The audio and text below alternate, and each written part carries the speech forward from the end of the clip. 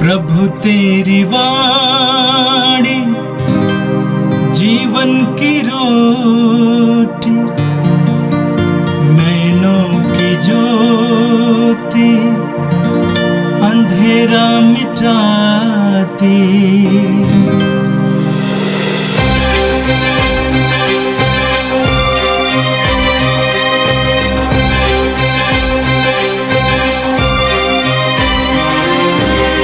प्रभु तेरी वाणी जीवन की रोटी, नैनों की ज्योति अंधेरा मिटाती। प्रभु तेरी वाणी जीवन की रोटी, नैनों की ज्योति अंधेरा मिटाती। वाणी वाणी वाणी वाणी वाणी पवित्र है, शाश्वत है, जीवन का मन्ना है। 17 जुलाई सोमवार। पहला पाठ निर्गमन ग्रंथ अध्याय 1 वचन संख्या 8 से 14 और 22। मिस्र देश में एक नए राजा का उदय हुआ जो यूसुफ के विषय में कुछ नहीं जानता था। उसने अपनी प्रजा से कहा, सुनो, ये इस्राएली संख्या और शक्ति में हमसे अधिक हो गए हैं। हमें ऐसा उपाय सोच निकालना चाहिए जिससे उनकी संख्या ना बढ़ने पाए। कहीं ऐसा ना हो कि युद्ध छिड़ने पर ये हमारे शत्रुओं का साथ दे और हमारे विरुद्ध लड़ने के बाद देश से निकल भागे। उन्होंने इस्राएलियों पर ऐसे अधिकारियों को नियुक्त किया जो उन्हें बेगार में लगा कर उनका दमन करे। इस्राएलियों ने इस प्रकार फिरौन के लिए पितोम और रामसेस नामक गोदाम वाले नगर बनाए, किंतु उन पर जितना अधिक अत्याचार किया जाता था उतना ही अधिक वे संख्या में बढ़ते और फैलते जाते थे। इस कारण मिस्री उनसे डरने लगे। उन्होंने इस्राएलियों को बेगार में लगाया और उनसे कठोर परिश्रम कराकर उनका जीवन कड़वा बना दिया। उन्होंने गारा और ईंट बनाने और खेत में हर प्रकार का काम करने के लिए उन्हें बाध्य किया। इसके बाद फिरौन ने अपनी समस्त प्रजा को यह आदेश दिया कि वह प्रत्येक नवजात इब्रानी लड़के को नील नदी में फेंक दे, किंतु सब लड़कियों को जीवित रहने दे। यह प्रभु की वाणी है। संत मत्ती के अनुसार पवित्र सुसमाचार अध्याय 10 वाक्य 34 से अध्याय 11 वाक्य 1 तक। यीशु ने कहा, ये न समझो कि मैं पृथ्वी पर शांति लेकर आया हूं। मैं शांति नहीं बल्कि तलवार लेकर आया हूं। मैं पुत्र और पिता में, पुत्री और माता में, बहू और सास में फूट डालने आया हूं। मनुष्य के घर वाले ही उसके शत्रु बन जाएंगे। जो अपने पिता या अपनी माता को मुझसे अधिक प्यार करता है वह मेरे योग्य नहीं। जो अपने पुत्र या अपनी पुत्री को मुझसे अधिक प्यार करता है वह मेरे योग्य नहीं। जो अपना क्रूस उठाकर मेरा अनुसरण नहीं करता वह मेरे योग्य नहीं। जिसने अपना जीवन सुरक्षित रखा है वह उसे खो देगा, और जिसने मेरे कारण अपना जीवन खो दिया है वह उसे सुरक्षित रखेगा। जो तुम्हारा स्वागत करता है वह मेरा स्वागत करता है, और जो मेरा स्वागत करता है वह उसका स्वागत करता है जिसने मुझे भेजा है। जो नबी का इसलिए स्वागत करता है कि वो नबी है, वह नबी का पुरस्कार पाएगा। और जो धर्मी का इसलिए स्वागत करता है कि वो धर्मी है, वो धर्मी का पुरस्कार पाएगा। जो इन छोटों में से किसी को एक प्याला ठंडा पानी भी इसलिए पिलाएगा कि वह मेरा शिष्य है, तो मैं तुम्हें विश्वास दिलाता हूं कि वह अपने पुरस्कार से वंचित नहीं रहेगा। अपने 12 शिष्यों को यह अनुदेश देने के बाद ईसा यहूदियों के नगरों में शिक्षा देने और सुसमाचार का प्रचार करने वहां से चल दिए। यह प्रभु का दिव्य सुसमाचार है। ख्रिस्त प्रभु की जय। मेरे प्रिय भाई और बहनों, आज का पहला पाठ निर्गमन ग्रंथ के अध्याय 1 से लिया गया था। आज के पाठ में हमने मिस्र में इस्राएलियों पर अत्याचार के विषय में सुना। हमने इन दिनों उत्पत्ति ग्रंथ से सुना कि किस प्रकार यूसुफ, याकूब का 12वां बेटा, मिस्र देश पहुंचता है और मिस्र देश में काफी कठिनाइयों का सामना करता है और अंत में किस तरह मिस्र का शासक बन जाता है। और पूरे मिस्र की जनता, प्रजा और राजा यूसुफ के प्रति ऋणी थे, क्योंकि यूसुफ ने अकाल के समय उनकी जान बचाई थी। लेकिन आज के पाठ में आपने सुना, कई वर्षों के बाद मिस्र देश में एक नए राजा का उदय हुआ जो यूसुफ के विषय में कुछ नहीं जानता था। इतिहास में यही होता है। कुछ लोग ऐसे होते हैं जो इतिहास के, अतीत के लोगों को, उनके त्याग को, उनके बलिदान को और उनके योगदान को भुला देते हैं, उसका ख्याल नहीं करते हैं। आगे हमने सुना, उसने अपनी प्रजा से कहा, सुनो, ये इस्राएली संख्या और शक्ति में हमसे अधिक हो गए हैं। हमें ऐसा उपाय सोच निकालना चाहिए जिससे इनकी संख्या न बढ़ने पाए। कहीं ऐसा न हो कि युद्ध छिड़ने पर ये हमारे शत्रुओं का साथ दें और हमारे विरुद्ध लड़ने के लिए देश से निकल भागें। इस्राएली एक अलग प्रजाति थी, ईश्वर की चुनी हुई प्रजा थी।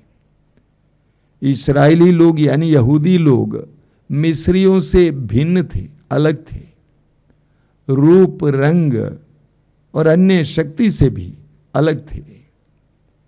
वे इब्रानी भाषा बोलते थे, उनकी एक अलग पहचान थी। जैसे जैसे संख्या बढ़ती गई वे शक्तिशाली बनते गए। हालांकि वे मिस्र में रह रहे थे, मिस्र के नागरिक थे, इसके बावजूद राजा और लोगों को शंका होती है कि कहीं ऐसा ना हो कि ये हमारे विरोधी बन जाएं। इसीलिए वे उन पर अत्याचार करने लगे। वचन में आपने सुना, उन्होंने इस्राएलियों पर ऐसे अधिकारियों को नियुक्त किया जो उन्हें बेगार में लगाकर उनका दमन करें। इस्राएलियों ने इस प्रकार फिरौन के लिए पितोम और रामसेस नामक गोदाम वाले नगर बनाए, किंतु उन पर जितना अधिक अत्याचार किया जाता था उतना ही अधिक वे संख्या में बढ़ते और फैलते जाते थे। इस कारण मिस्री उनसे डरने लगे। ये सच्चाई है, जितना ज्यादा अत्याचार किया जाता है उतना ज्यादा वो जनता शक्तिशाली बनती है। इस्राएली और शक्तिशाली बनते गए। आज के जमाने में भी जिनके ऊपर अत्याचार किया जाता है वे शक्तिशाली बन जाते हैं। जितना दबाया जाता है उतना उसके अंदर शक्ति का वर्धन होता है। इस्राएली और शक्तिशाली होते गए। उन्होंने इस्राएलियों को बेगार में लगाया और उनसे कठोर परिश्रम कराकर उनका जीवन कड़वा बना दिया। उन्होंने गारा और ईंट बनाने और खेत में हर प्रकार का काम करने के लिए उन्हें बाध्य किया। वही इस्राएली जिनको मिस्र के राजा ने बड़े आदर और प्रेम के साथ बुलाया था और जिनको मिस्र के लोग आदर के साथ देखते थे उनको इस तरह के काम कराया जाता है। उन्होंने गारा और ईंट बनाने और खेत में हर प्रकार का काम करने के लिए उन्हें बाध्य किया। मिस्र के राजा ने इब्रानी दाइयों को, जिनमें एक का नाम शिफा और दूसरी का नाम पुआ था, आज्ञा दी कि जब तुम इब्रानी स्त्रियों को प्रसव कराओगे और देखो कि लड़का पैदा हुआ है तो उसे मार डाला करो, और यदि लड़की पैदा हुई है तो उसे जीवित छोड़ो। और उनको आदेश दिया गया कि नवजात इब्रानी लड़कों को नील नदी में फेंक दिया जाए। इस्राएलियों पर अत्याचार शुरू होता है, कठोर सा कठोर काम लिया जाता है। उनके नवजात पुरुष शिशुओं को मार डाला जाता है, बालकों को मार डाला जाता है, नील नदी में फेंका जाता है। हम हर विश्वासी के जीवन में भी इस तरह की बातें होती हैं। एक समय होता है जब हमारा आदर होता है, और एक ऐसा भी समय होता है जब हमारा अनादर होता है, हमारे साथ कठोर सा व्यवहार किया जाता है। लेकिन एक विश्वासी ईश्वर के अधीन रहता है। प्रभु यीशु का आदर किया गया। लोगों ने होसन्ना बोलते हुए यीशु का यरूशलेम मंदिर में स्वागत किया, लेकिन उन्हीं लोगों ने इसे क्रूस दो, इसे क्रूस दो, ऐसा चिल्लाकर यीशु को क्रूस की सजा दिलवाई। समाज में, संसार में होता है। एक विश्वासी भलाई बुराई, दुख सुख दोनों को सहने के लिए पूरी तरह समर्पित होता है। आगे हम लोग इस्राएलियों के बारे में और पढ़ेंगे कि कैसे ईश्वर ने इस्राएलियों के इस दुख को देखा और उस कठिन परिस्थिति से ईश्वर ने उनको कैसे बाहर निकाला। आने वाले दिनों में हम पढ़ेंगे। और आज का सुसमाचार मत्ती के सुसमाचार के अध्याय 10 से लिया गया था। आज के सुसमाचार में आपने प्रभु यीशु से एक भिन्न शिक्षा सुनी। जब प्रभु यीशु का जन्म हुआ था उस समय स्वर्गदूतों ने गाया था, स्वर्ग में परमेश्वर की महिमा हो और इस पृथ्वी पर उसकी कृपा पात्रों को शांति मिले। जब प्रभु यीशु ने अपने शिष्यों को गांव-गांव नगर-नगर भेजा तो उनसे कहा, जहां तुम प्रवेश करो ये कहो इस घर को शांति मिले। जब प्रभु का पुनरुत्थान हुआ तो बंद कमरे में पड़े हुए शिष्यों के पास प्रभु यीशु आए और उनसे कहा, तुम्हें शांति मिले। योहन के सुसमाचार के अध्याय 14 वाक्य 26-27 में प्रभु कहते हैं, मैं तुम्हें शांति प्रदान करता हूं, मैं तुम्हारे लिए शांति छोड़ जाता हूं। लेकिन आज के सुसमाचार में आपने सुना प्रभु कहते हैं, ये न समझो कि मैं पृथ्वी पर शांति लेकर आया हूं, मैं शांति नहीं बल्कि तलवार लेकर आया हूं। प्रभु यीशु कहते हैं मैं तलवार लेकर आया हूं। क्या मतलब इसका? शाश्वत शांति की स्थापना में कभी तलवार का इस्तेमाल भी होता है। तलवार क्या करता है? काटता है, अलग थलग करता है। सच्ची और शाश्वत शांति की स्थापना के दौरान इस तरह का अनुभव होना अनिवार्य है। आगे प्रभु इसके बारे में वर्णित करते हैं। प्रभु कहते हैं कि मैं पुत्र और पिता में, पुत्री और माता में, बहू और सास में फूट डालने आया हूं। मनुष्य के घर वाले ही उसके शत्रु बन जाएंगे। प्रभु यीशु ने कहा कि मैं तलवार लेकर आया हूं। तलवार मैंने कहा अलग थलग करता है। प्रभु ने कहा योहन के सुसमाचार के अध्याय 8 वाक्य 12 में, संसार की ज्योति मैं हूं। जब ज्योति आती है अंधकार भागता है। ज्योति अंधकार को भगाता है। ज्योति अंधकार और के साथ समझौता नहीं करती है, अंधकार अलग हो जाता है। प्रभु यीशु ने कहा कि मैं ही सत्य हूं। जहां सत्य आ जाता है वहां पर झूठ और पाखंड अलग हो जाता है। इस संसार में हमें सब कुछ मिश्रित देखने को मिलता है। प्रेम, घृणा, झूठ, सत्य, अंधकार, प्रकाश, सब कुछ मिश्रित रूप में है। यीशु जहां पर आते हैं वहां पर दोनों को अलग किया जाता है। प्रकाश और अंधकार का मेल नहीं होता है, सत्य और झूठ का मेल नहीं होता है, प्रेम और घृणा का मेल नहीं होता है। प्रभु के वचन का यही संदेश है। आगे प्रभु कहते हैं, जो अपने माता पिता को मुझसे अधिक प्यार करता है वह मेरे योग्य नहीं। जो अपने पुत्र या पुत्री को मुझसे अधिक प्यार करता है वह मेरे योग्य नहीं। यानी जो मनुष्यों को प्रभु से ज्यादा प्यार करता है वो प्रभु के योग्य नहीं है। क्या प्रभु चाहते हैं कि हम मनुष्यों से घृणा करें? पिता से घृणा करें, मां से घृणा करें, पत्नी से घृणा करें, पति से घृणा करें, बच्चों से घृणा करें? बिल्कुल नहीं।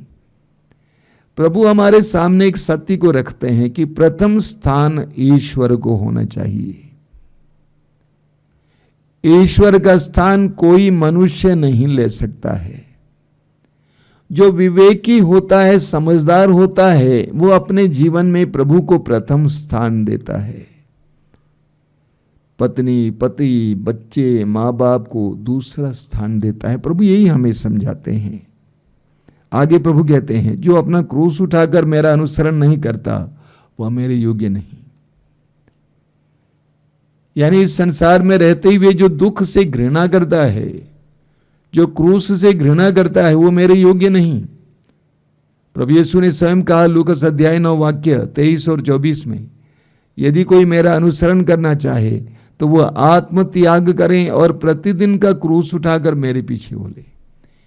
यीशु ने क्रूस उठाया और जो यीशु का शिष्य बनना चाहता है वो क्रूस से घृणा नहीं कर सकता है, उसे भी क्रूस उठाना होता है। जो अपना जीवन सुरक्षित रखता है वह उसे खो देगा। जिसने मेरे कारण अपना जीवन खो दिया है वह उसे सुरक्षित रखेगा। जो इस संसार में रहते हुए सांसारिक जीवन को सुरक्षित रखने का सतत प्रयत्न करता है वह अनंत जीवन को प्राप्त नहीं कर सकता है। वह अनंत जीवन को प्राप्त नहीं कर सकता। आगे प्रभु कहते हैं, जो तुम्हारा स्वागत करता है वो मेरा स्वागत करता है, और जो मेरा स्वागत करता है उसका स्वागत करता है जिसने मुझे भेजा है। तुम मेरे शिष्य हो, इसीलिए अगर लोग तुम्हारा स्वागत करें तो मेरा ही स्वागत करते हैं। आपको याद होगा प्रेरित चरित्र के अध्याय 9 में हम पढ़ते हैं, जब यीशु ने पौलुस को दर्शन दिया, साउल को दर्शन दिया, तो उससे पूछा कि साउल साउल तुम मुझे क्यों सताते हो। साउल यीशु के शिष्यों पर अत्याचार कर रहा था। यीशु ने कहा तुम मुझे सता रहे थे। जो यीशु के शिष्यों को स्वागत करता है वो यीशु का स्वागत करता है। जो यीशु के शिष्यों को सताता है वो यीशु को सताता है। जो नबी का इसलिए स्वागत करता है कि वो नबी है, वो नबी का पुरस्कार पाएगा। और जो धर्मी को इसलिए स्वागत करता है कि वो धर्मी है, वो धर्मी का पुरस्कार पाएगा। यानी जो ईश्वर के हैं दास दासियां हैं, जो ईश्वर के द्वारा चुने हुए हैं, जो उनका स्वागत करता है पुरस्कार प्राप्त करेंगे। इतना ही नहीं, आगे प्रभु कहते हैं, जो इन छोटे से किसी को एक प्याला ठंडा पानी भी पिलाएगा, इसीलिए पिलाएगा कि वो मेरा शिष्य है, तो मैं तुम्हें विश्वास दिलाता हूं कि वो अपने पुरस्कार से वंचित नहीं रह जाएगा। एक तरफ प्रभु यीशु कहते हैं कि यीशु का शिष्य होना कितना कठिन होता है, उसके लिए कितना त्याग करना पड़ता है। दूसरी तरफ प्रभु ये भी कहते हैं कि यीशु के शिष्य होना कितने बड़े सौभाग्य की बात है। जो उन शिष्यों का स्वागत करता है वो मेरा स्वागत करता है, यीशु का स्वागत करता है, वो पुरस्कार प्राप्त करता है। एक तरफ तकलीफ, एक तरफ अत्याचार, दूसरी तरफ पुरस्कार। हम प्रभु से प्रार्थना करें कि हम प्रभु के प्रति ईमानदार बने रहें, प्रभु के सच्चे भक्त और शिष्य बने रहें। चाहे कितने ही अत्याचार का सामना करना पड़े, यीशु पर भरोसा रखते हुए उनके क्रूस के पीछे चल सकें, अपना क्रूस उठाते हुए। और प्रभु ने स्पष्ट कहा, जो मेरे पीछे चलता है उसका सम्मान किया जाएगा, वो पुरस्कार प्राप्त करेगा। आइए हम प्रार्थना करें। प्रभु यीशु, हम धन्यवाद देते हैं आज के सुंदर वचनों के लिए। तेरे पवित्र वचनों के द्वारा तू हमें समझाता है कि तेरे शिष्य को किस तरह का जीवन जीना है। तू हमें यह भी समझाता है कि तेरा शिष्य बनना कितना कठिन कार्य है। तू हमें यह भी समझाता है कि तेरा शिष्य बनना कितने बड़े सौभाग्य की बात है।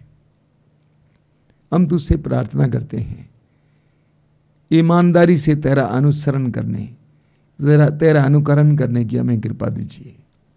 ये प्रभु यीशु इन वचनों को सुनने वाले मेरे भाई बहनों को आशीर्वाद दीजिए। तेरा पवित्र हाथ उनके सिर पर रख, अनुग्रह और आशीष का हाथ। हमारी इस प्रार्थना को ग्रहण कर, आमीन। प्रभु तेरी वाणी जीवन की रोटी, नैनों की ज्योति अंधेरा मिटाती। वाणी वाणी वाणी वाणी वाणी पवित्र है, शाश्वत